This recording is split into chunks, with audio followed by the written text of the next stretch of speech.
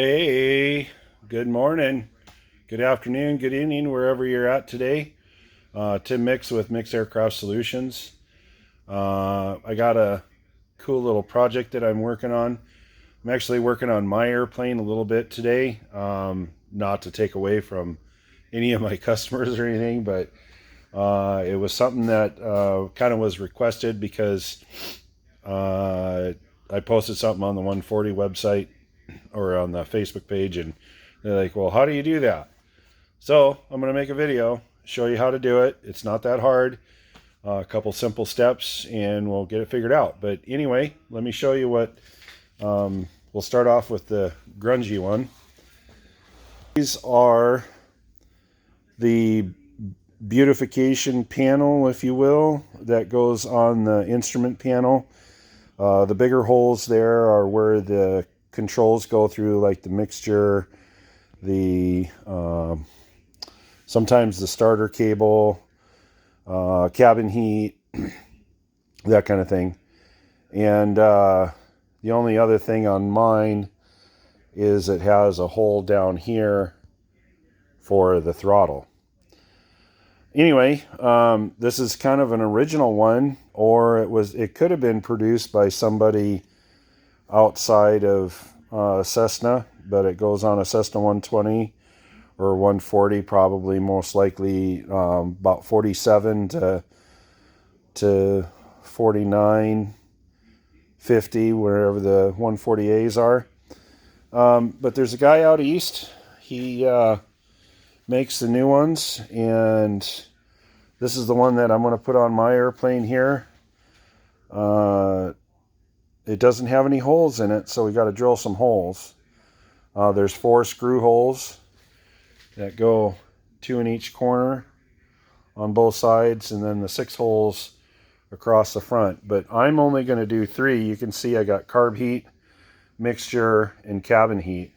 And I do have one that I'm going to put over here, but it's going to be for my alternator in op light or the master, because the master switch, you can see the text right there, is right on the bottom. And so I'm going to put a light right here.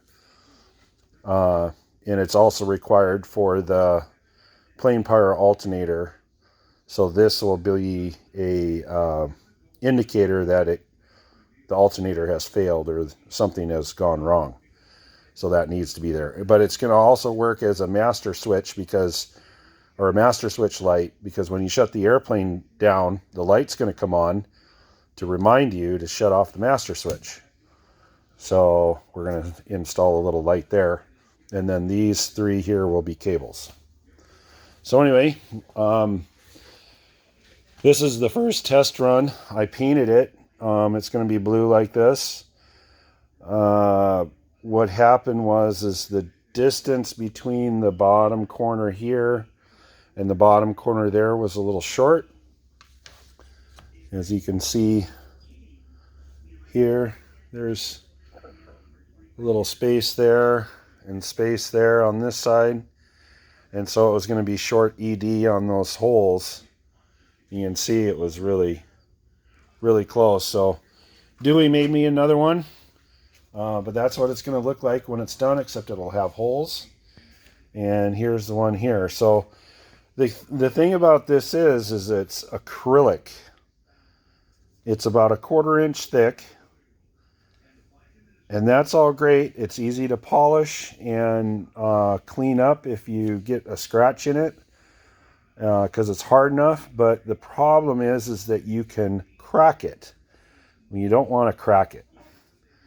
So there's a special drill that you want to use, and it's called a Plazzi drill. I don't know if I can get it to focus on that. It has a little bit different point on there. And then the other thing you want to use to make the hole bigger is a unibit. One of these that have the cutout in it. If you have a good sharp one, these cut really well and they make a nice hole and they don't tear up the plastic. So we're going to drill the corner holes here with this 532 drill bit that has a little bit different point on it. I don't know if you can see that right there. But those are 532 holes for a number 8 screw. And we'll probably have to take them up just a little bigger. I think 732 is the oversize. With acrylic, you want to make the hole just a little bigger. So when you put that screw in, it's not pushing out on the hole. As you can see on this one, maybe not. It's going to make a liar out of me. Well, there's a little bit. If you look at this hole right here, there's a little bit of crazing that goes on the outside, and that's because the screw is tightened up too much. And then, like that stuff right there, those cracks that are internal, those, it's called crazing. So you don't want that to happen. So anyway, we're gonna put you in here so I can have my hands free.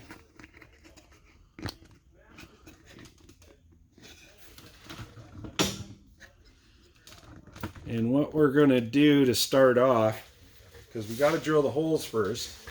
I don't wanna paint it and then drill the holes, because then it might chip the paint. In this way, if there's anything that needs to be changed, then the paint will be easy to touch up, or it'll cover up. So I want to use this 3-inch tape. This is a 3M masking tape. You want to use a good quality tape that kind of holds a good stick, but doesn't leave residue behind. So that's why we're going to use this, and we're just going to cover this for a couple reasons. And one of the main reasons is so we don't scratch it any more than you already will. So we'll put some masking tape on both the front and the back. And this stuff sticks really good, but it doesn't leave any residue behind, usually. And you don't have to get it to stay on there permanently. You just want to get it so, see, it sticks to itself really good.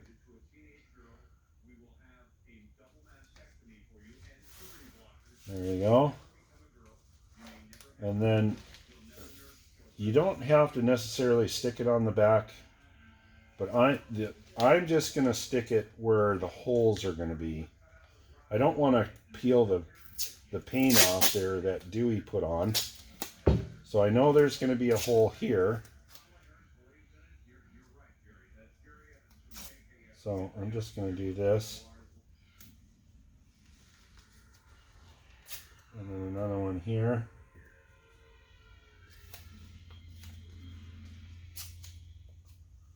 And another one right here. And then we're going to do the corners. And the reason you put the tape there, it kind of holds the chips. And when you drill through, sometimes the chips will spin and it'll scratch the surface of it. I'm going to put this one here, it's a little bigger. And then that way it also will minimize the chipping on the back side. It'll help anyway. It won't cure it, but so this is the way I do it. I put a couple pieces of tape, put some tape on the front side. We're going to take the old one that we want to use, and I got a couple of aids here that will help finding the center of the hole.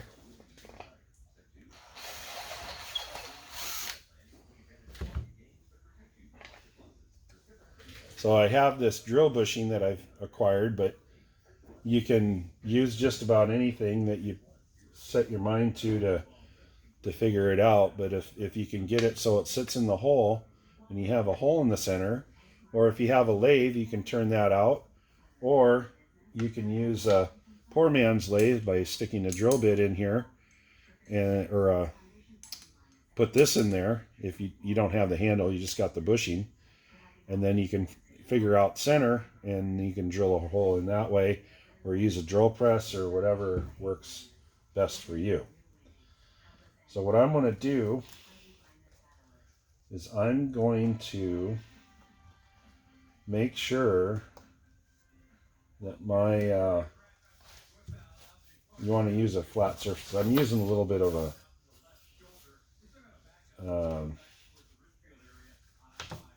the rags here to keep stuff from getting scratched. But you got to be careful because the rags can be cause you to be off a little bit. So you want to find your center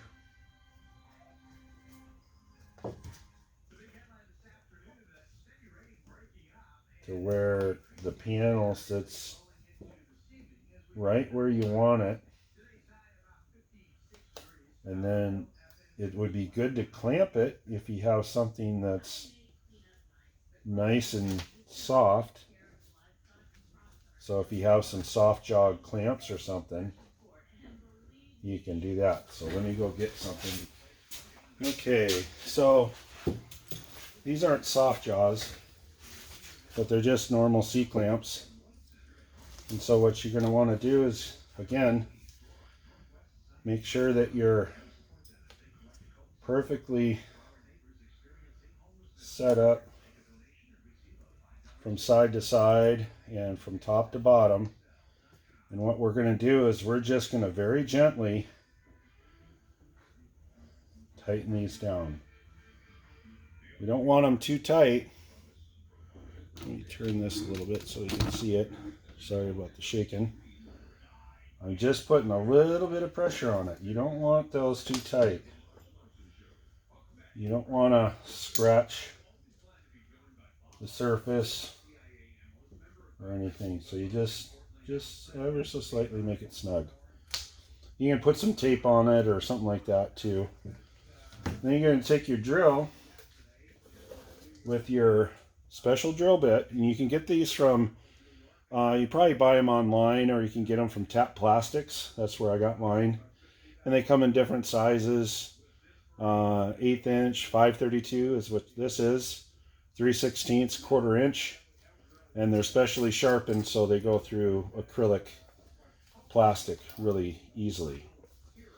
So put your drill on drill, put it on number 2. And you want to carry just a little bit of speed.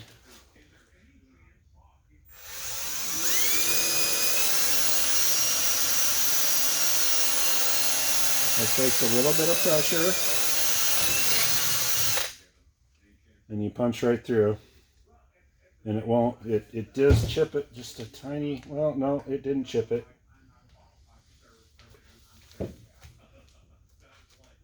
Then we'll do the next one.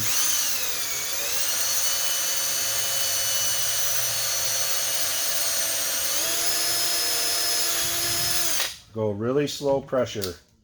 You don't want to bust it through. You just want to, work it through. You want to just like, put enough pressure on it that you're moving forward, but you don't want to yank it through.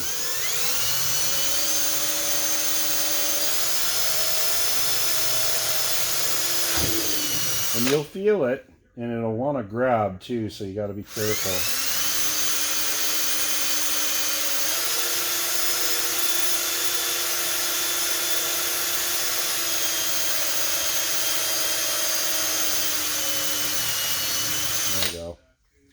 That one went through really nice.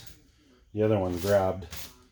And so now you got 4 holes, and that's going to be the holes for the attach screws. And if you don't have clecos, the other way we could do it too, if you didn't have clamps, you could hold it by hand and then stick a cleco through it like such, and then stick it in and clamp it down. But we won't do that because I don't need it now. But you can do clecos, or you can use the screw that you're going to put in there. You can stick it in. Takes a little bit longer doing that, but it works. The other thing is you want to make sure that you are straight and perpendicular when you're drilling the hole. You don't want to be crooked. And I'm just going to give it a little extra here. Make sure that we're, because what happens is the acrylic will melt as the drill is heating up the plastic. And sometimes it'll leave little chips on the inside. So now that we've done this, I'm going to move this one right here into the center. And this one right in the center. Making sure that my holes didn't move on me. Okay. So now I can use the same drill with this bushing. See that? It goes right through that bushing. And to remember, I'm going to do these 4 holes. This hole is going to be a light. This hole is going to be my carb heat. This hole is going to be my mixture control. And this one will be my cabin heat control. So I'm going to flip this over like this.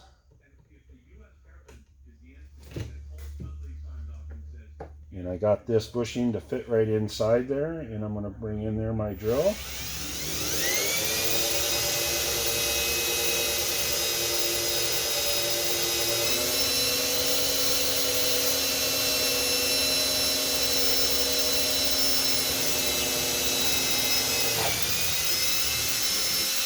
Again, I'm letting the drill do the work. I'm not jerking it through. Okay, that was the light. Here's the cabin heat, or the carb heat,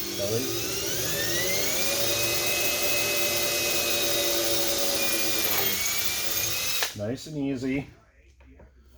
Okay, this one's going to be my mixture. The other thing too is you want, if you got the acrylic in there and you can feel the warmth of the drill bit. If you have any concern if it's getting too hot, you can use water as a lubricant.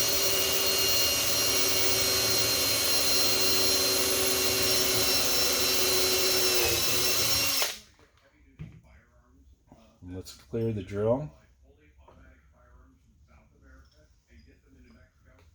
And again, you want to start off with these small drill bits to locate the center. That's all you're doing here.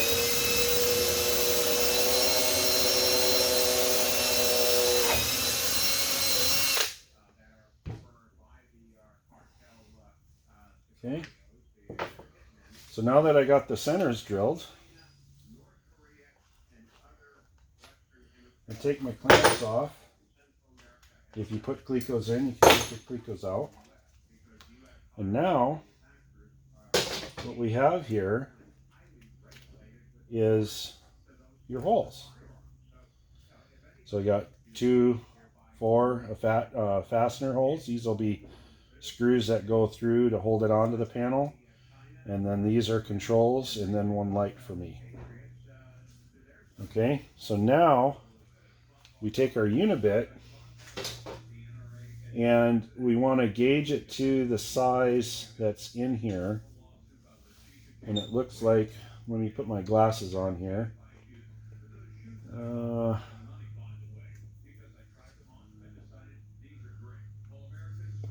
3/8.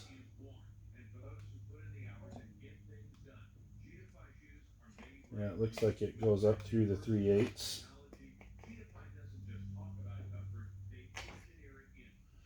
All right, this is what I like to do. Let me see if I can find a marker over here.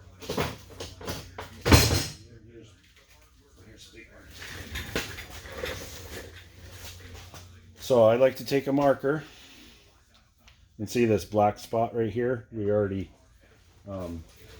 colored it for one transition when I was doing something else. All you have to do is have a little bit of alcohol, not the drinking kind, but a little bit of alcohol, and that marker comes right off. And we're going to look and we're going to say we want it to go up to 3/8. So I color the one that's right above it, because that way I don't go past it. That makes sense? So we do that. And you can see this when it's spinning as a black line, and then you won't go past the size that you want. So now what we're going to do, you got to be square, is you're going to put this in here. If you're doing it by hand, you can do it in the drill press if you want.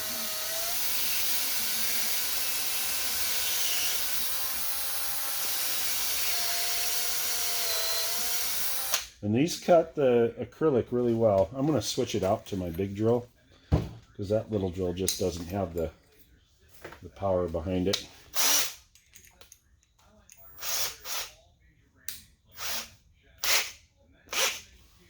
Okay, let's do this again. Again, you want to make sure that you're square, you're perpendicular.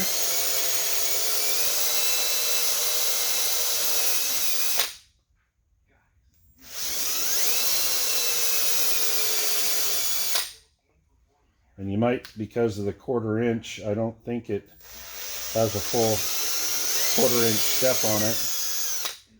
You just got to go through and come back from the other side. Again, you want to make sure you're square.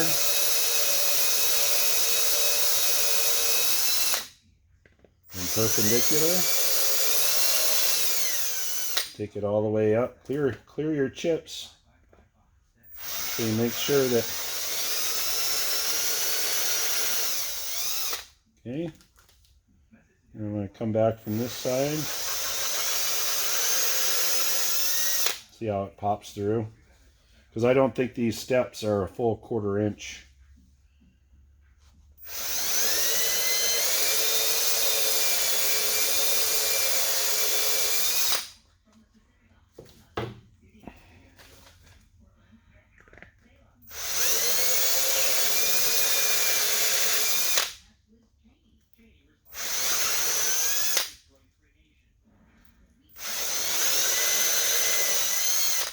Okay. Now this one here, because it's my light, I'm going to go get the light that I'm going to use.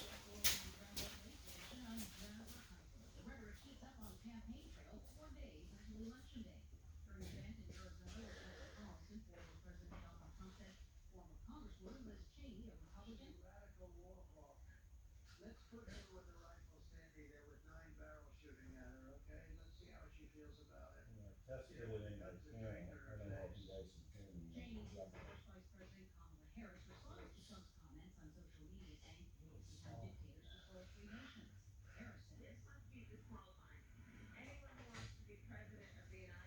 They're all the same size.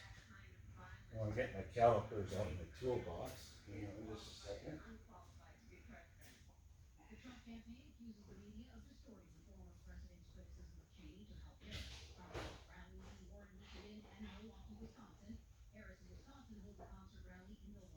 You might have to step up the hole in the panel just a little bit.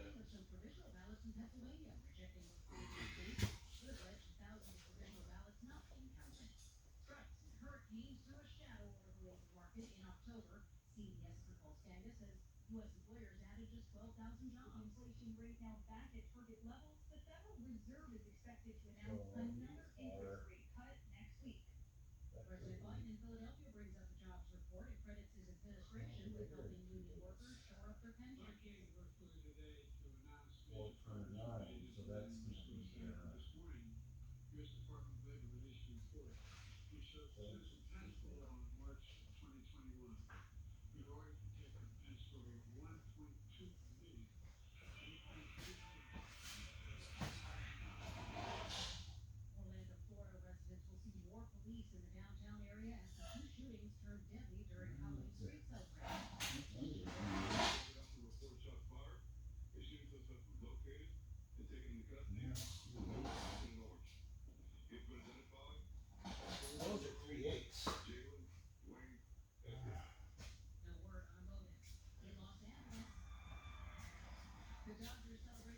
Okay, well, we'll leave those at 3/8, but we're going to have to take this other one up just a little bigger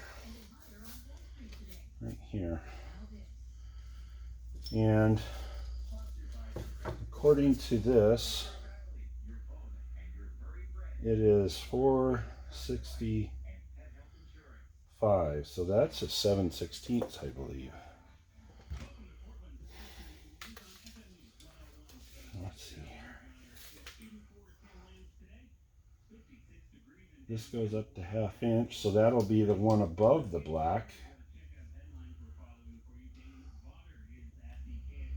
Yep. Actually, it might be.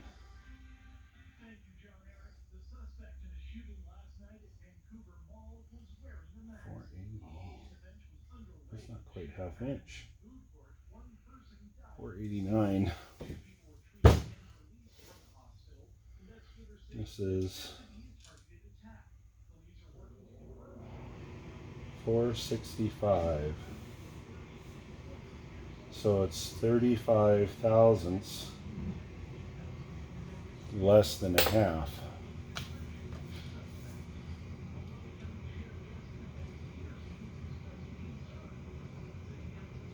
So we're actually going to have to go all the way up.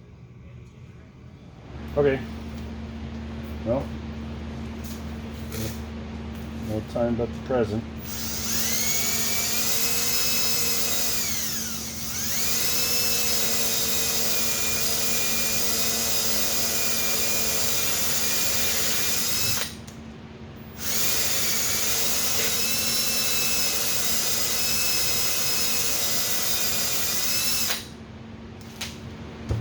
See if that'll work. Doubt it will. No, still too tight.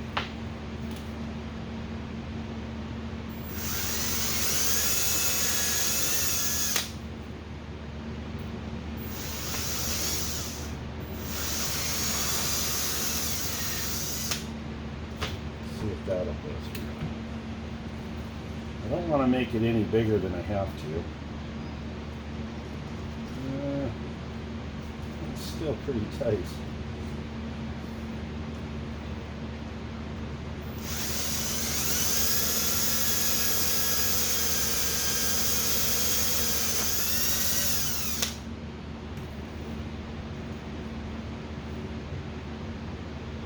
There we go. So that'll be my light right there. I might have to counterbore that a little bit. There's not going to be much threads on that, so I might have to counterbore it just so slightly. Okay, so now the moment of truth. Let's get rid of all our chips. Let's turn this upside down on the tape. And we're going to get rid of all the chips that's on the table.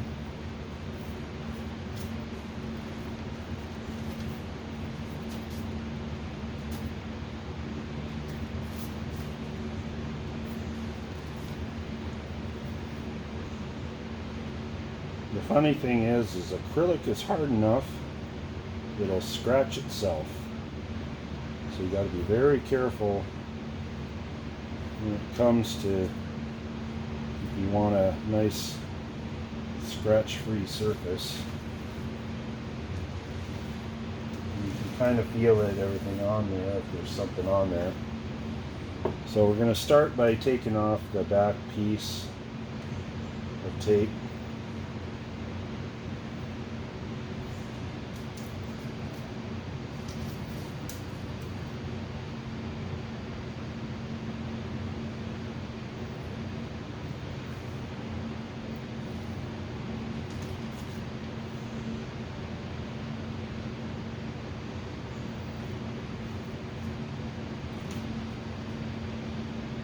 So the next step, what I have to do here is drill a hole for the throttle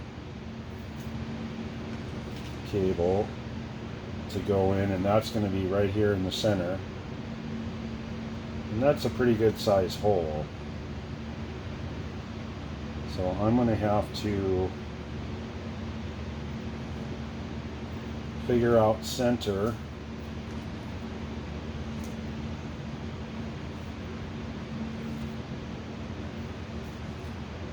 Missed that one by a mile.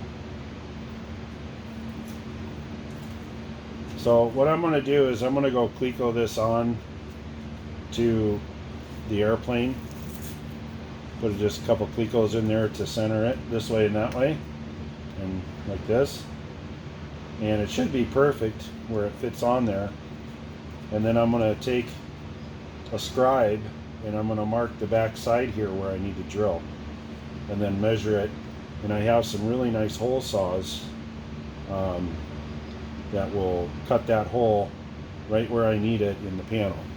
So I'm going to pause this and then I'm going to come back, because that'll take me a few minutes.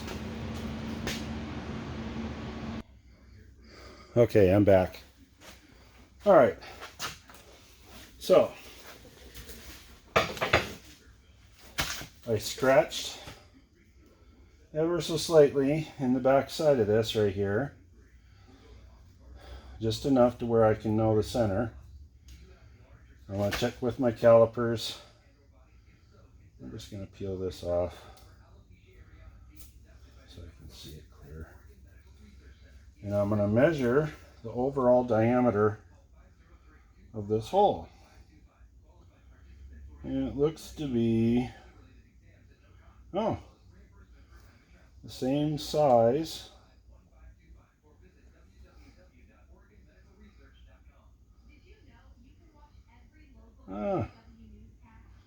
It's right at a 1/2 inch. So the thing is that this hole here is not a true half. Well, it's 495, 496. Let me go measure the throttle cable. LV.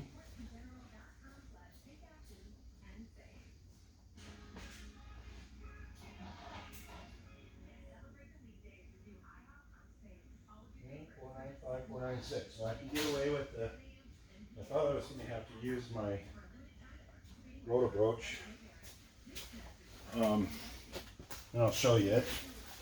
Anyway, so this here is what they consider a spot weld cutter, but it's called the rotor broach, and these make really, really good cuts. They're very high-end cutters here. They're nice and sharp, and if you go slow, it makes a really super nice hole. And I like using them for sheet metal too. This is a set from Rotor Broach sheet metal cutter. Basically, you use them for cutting spot welds, but you can use them for making nice clean holes too. So we don't have to use that. We'll just use our unibit. And what we're going to do is, I got this hole template because I really can't see my scratch that well, and it's better to have a dark line. So I'm going to pick the 1/2 inch, and this is probably the most difficult, because especially if you can't see, you need to line that thing up as good as you can center wise.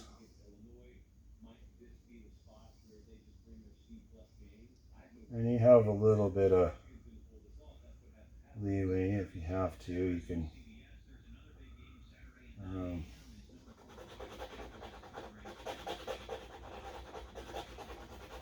try to get these pins to work. Here we go.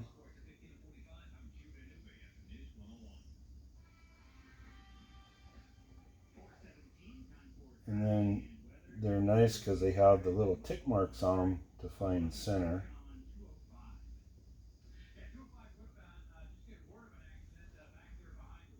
Get right over it. I may have to clean up the hole once I get the panel on there, because of the way the whole thing sits. It looks like it's pretty close. This should be okay. You just take your time.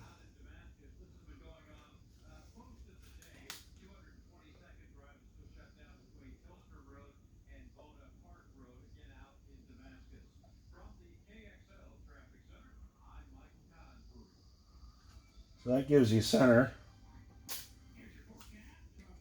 And what we'll do is we'll take our 532 drill bit like we just did on the other holes. And we're going to drill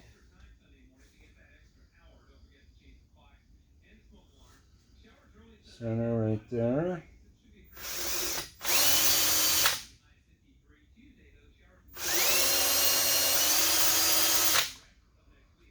Now I usually take a couple of tries to make sure that I'm perfectly centered where I want to be.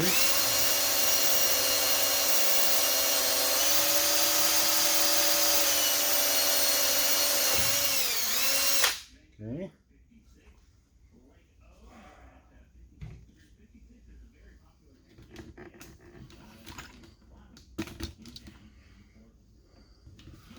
Well, I got interrupted there. I tried to pause it, but it didn't really work. So now we're going to drill the hole all the way through.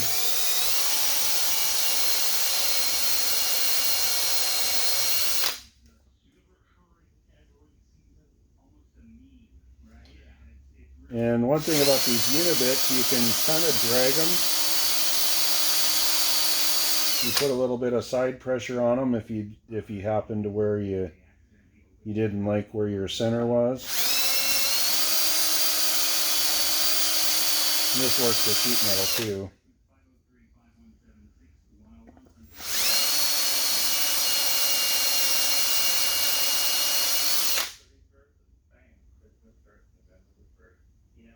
Still looks like I'm within the lines really good.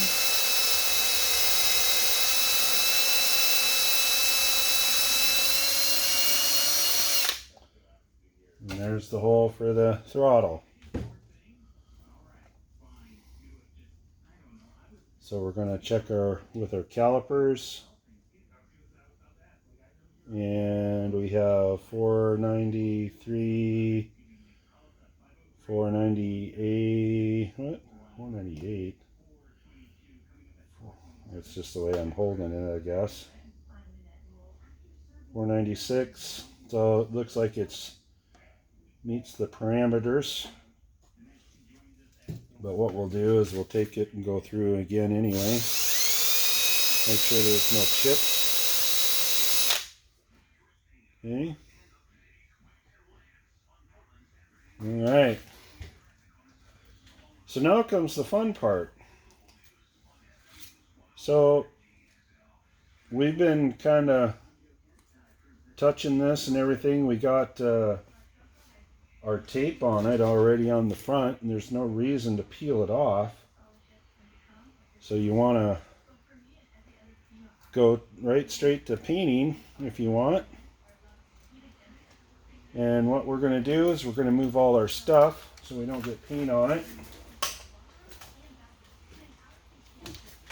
And of course you'd want to do this in your shop. You want to do it in such a way that it's advantageous to you.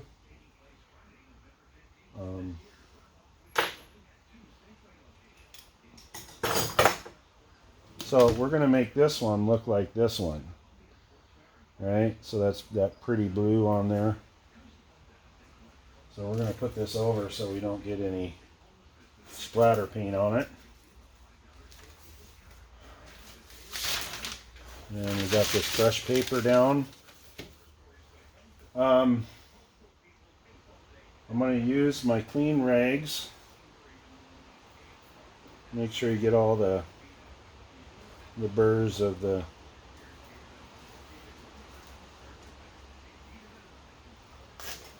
That's one thing I didn't talk about. This is a deburring tool that I use. You can use a larger drill bit if you want, just to knock off any edges of the burrs. You can take a razor blade and clean that up. These feel pretty good. With that unibit, it makes a decent deal there. Now he's already painted all this the white texting in the stripes. I have no idea what type of paint he used. So the worst thing you can do is use isopropyl alcohol or lacquer thinner or something like that, and you'll end up wiping all that off. And that's not a good thing. So what I'm going to use, this is called Prep-All. It does not take paint off. It's not a thinner. And I'm just going to use a little bit, just enough to get a little bit of wetness on the rag. And what this is going to do is take off any greasy fingerprints or silicone, or main thing is your greasy fingerprints. You want to get rid of all that because otherwise the paint will fisheye. Then you use a dry end of the rag and then you wipe the solvent off. And again, you don't want to use anything that cuts paint. Isopropyl alcohol will cut paint, lacquer thinner, any kind of reducer, anything like that. You don't want to use it because it will cut all this white paint off. And this stuff, I tried it out on that panel before to make sure, and it didn't disturb the white paint that Dewey put on there. So what I'm using here is just some Ace Premium Enamel. This is Royal Blue. It's interior, exterior, for wood, metal, plastic. It has the solvents in it. Now, with painting, especially this stuff, I noticed on this panel here, I got a little excited and got a little heavy. And right here in the little Y of the 4T, the 1-4T, so the Y right here, the blue kind of bled through. And so that means that the white was a little light, and then I was a little heavy with the blue. And same thing on the smaller text. He probably doesn't use a lot of paint when he puts it in there because he doesn't want it to get messy, and he does a really good job. I don't know how he keeps it clean, but he does a really nice job. So after you wipe all this down, you want it to take a few minutes just to let all the stuff evaporate. And if you're doing it in a warm building, the evaporation of the solvent will be a little quicker. It's a little cool today where I'm at, so it just takes a little longer. So that's one of the reasons I'm talking. And just kind of fan it a little bit. But the biggest thing is that you clean the surface with something, and I like to use the Prep-All, and it kind of smells like kerosene or mineral spirits or something. Mineral spirits might not take it off, but you might want to test it and make sure, like maybe in the corner where one of the lines is, to make sure that doesn't pull any of the white paint. So of course you want to make sure that you shake your paint really well. And this paint can doesn't spray very well because I've used it so many times and it has stuff on it, and it's only probably got about that much paint in it. But it has enough in here to do what I want to do. So what we're going to do with the first coat is we're just going to dust it.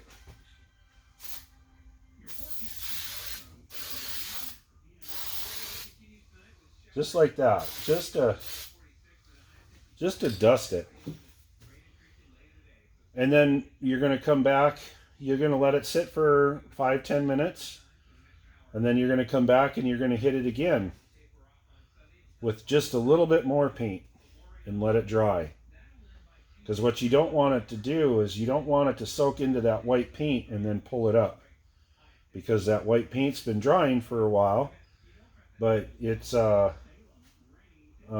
don't want to pull it up. And any solvents that are in this paint will do that. Looks like I was a little light right here, so I'm going to just in the corners, just a little more right there. That's enough. I'm not going to do any more. So I'm going to pause it, and I'll put on the rest of the layers. So we're just going to do each layer. You can do as many as you want to get the color effect you want. You can do it any color you want. You can do gray, red, purple, pink, blue, silver, whatever you want to do. You can put that on there, and just do it in really light coats until you get a nice even coat across the whole thing. And then the key thing is that we're really excited. We want to see it on the airplane. Is have patience. I'm doing this tonight. It's Friday night. I'm going to work on the airplane tomorrow, so I'm going to put that on the airplane tomorrow. But that way it sits overnight without being disturbed. And then tomorrow it'll be nice and dry, and then I can pick it up. I did this one today, and it's dry to the touch, but if I press really hard, it actually will leave a fingerprint. But this one here, since it was kind of it was a little short on the corners, I figured it would be great for a test piece. And then also I can keep this as a memento to my airplane that I've had for the last it's going to be almost 30 years. Holy cow. So 95, yeah. So I got it in the fall of 95, and I start working on it and discovered it to be the Arctic Tern and the N number in the spring of 96. And I got it flying in February of 08. And I put about 450 hours on it. But yeah, there's a cool story behind it. That's why it's called the Arctic Tern. So anyway, I'll give it a pause, and then I'm going to finish painting it, and then we'll look at it again when it's done, and it'll be good to go.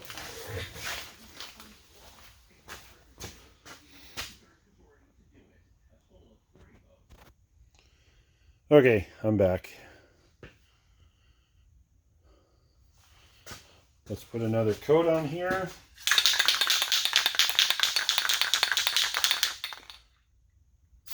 Again, just nice.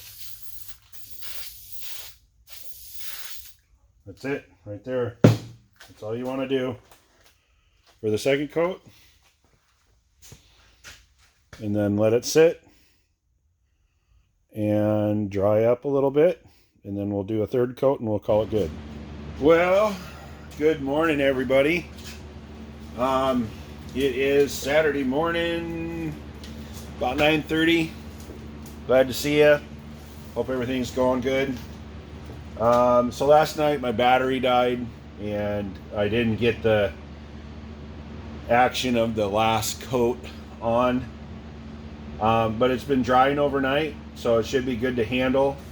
Like I said previously, if you're able to do something to where you can paint it and then let it sit, to be patient and let it dry. Depending on the paint system, if it's like a two-part paint system where you have to add a hardener, I usually let it sit over the weekend, because, you know, like anybody else, I get excited to peel it apart and see what it looks like, right? It's kind of like Christmas morning when you open their presents and you're just anticipating what you're going to have. Sometimes you can be disappointed, but most of the time you're happy with the results. So anyway, like I said, it's been drying overnight, and as you can see, I got a nice even coat of my blue paint on there. It doesn't appear where there was any places where it got peeled up, so hopefully the blue didn't bleed through. So I wanted to put light coats on there so it didn't really bleed through that white paint. But let's see what happens here. Let's peel this tape off, see what it looks like. And again, you want to be careful because, you know, acrylic is brittle, and if it's been sitting in a cold hanger, it might have a little bit of crispness to it. Oh, this is looking really good.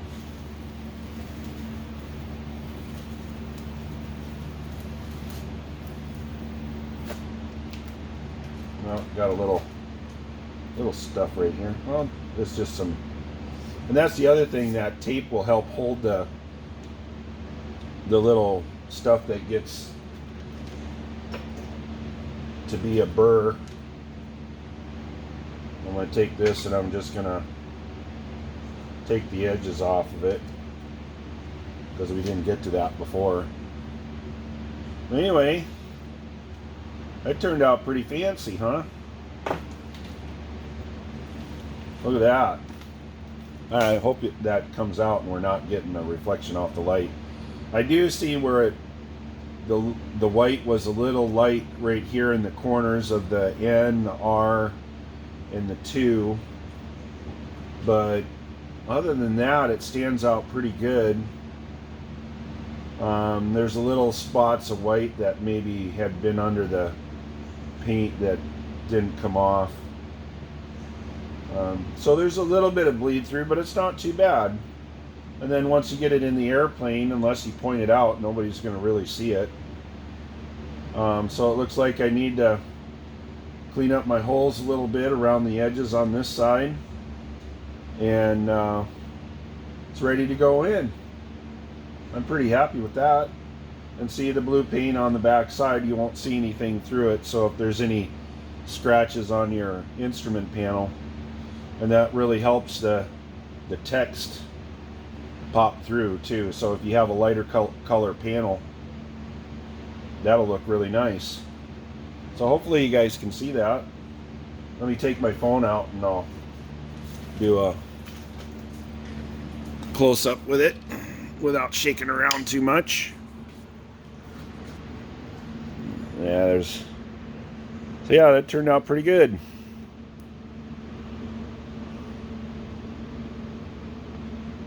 I like it. So anyway, appreciate you watching. Hit the like button, the subscribe. Sorry this is such a long video, but you know, I wanted to try to get the whole process in there because I'm sure there's people that are, you know, not knowing how to do the holes too. You just got to be careful and take your time. That's the biggest thing.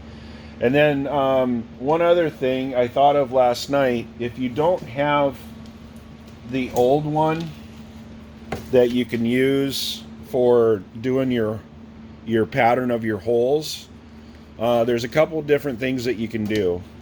So you can use like a piece of hard paper and maybe locate the holes that way, or even this paper here, and you can put it on your panel and kind of rub it through where the holes are. What I like to do if I do that, since this paper is kind of thin and flimsy, take this 3-inch tape and put some strips of tape down, and that makes it a little harder so it doesn't flex so much, and then you'll be a little bit more accurate with plotting your holes out. So anyway, cheers.